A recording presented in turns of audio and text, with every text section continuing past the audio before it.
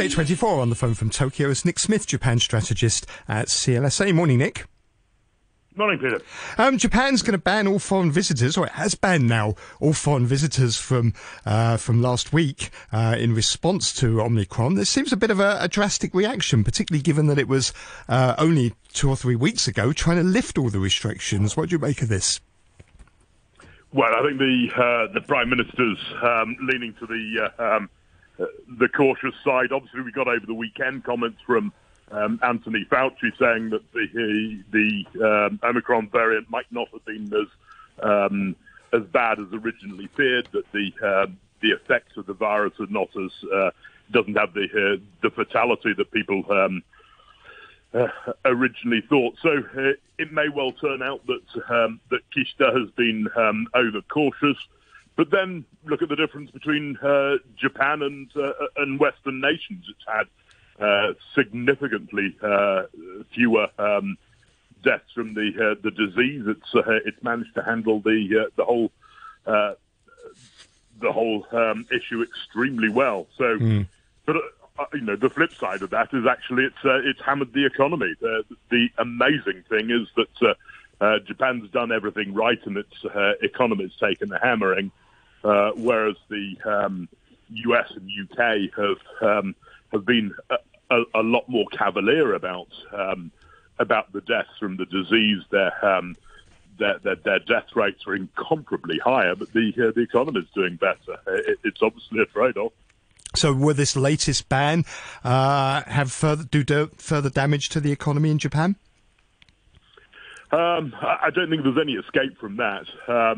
We got preliminary numbers out on household consumption, which was up 3.5% month on month, but still slightly down year on year in October. So it was just starting to open up, and we'd have thought a bit more in November, and now they're clamping down again, which is quite frustrating. I mean, I think everyone's just had just about enough of this lockdown business, but the Japanese have borne it particularly stoically.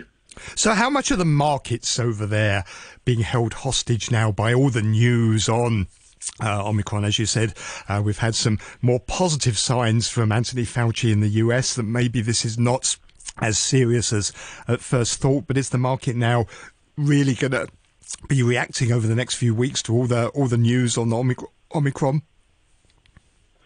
Yeah, I think that's true. Japan heavily underperformed World ex-Japan in the early part of the year. It's starting to claw its way back. It's not as if the recovery plays have really started to benefit particularly yet. I would have thought that we'll get past Omicron. I mean, Japan's had, 3 cases of Omicron so far, of which one was a Japanese person. We're not seeing it to open out inside the country.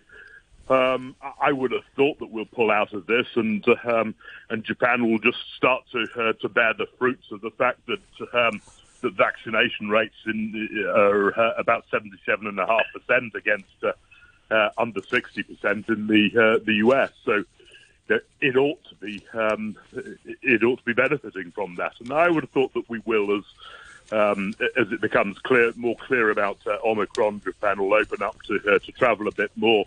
It'll be able to get going on go to travel and the other stimulus. Remember that Parliament's working on an absolutely massive stimulus package at the moment, and that should be working to help consumption recover.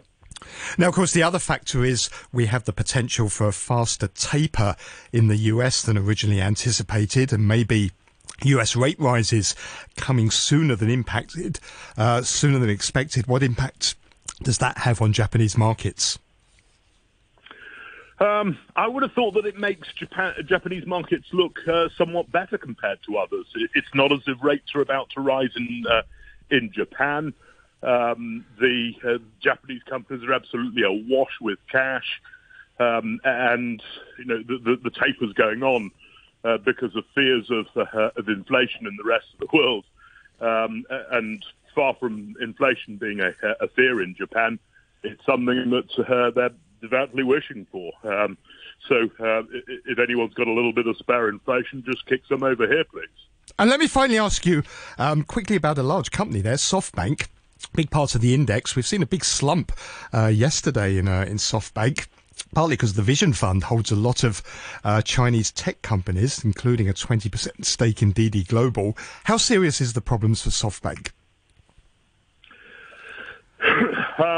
It's so much a play on the Vision Fund. It's an extremely volatile story. It's incredibly hard to play in a portfolio because it'll cause you massive underperformance and then come surging back, and then the volatility is very hard. So it's tough to deal with at the moment. So one hopes that they'll start to recover from that, but I think most people are saying, let's leave it out of my portfolio for the time being. Nick, thanks very much indeed. That's Nick Smith, Japan strategist at CLSA in Tokyo.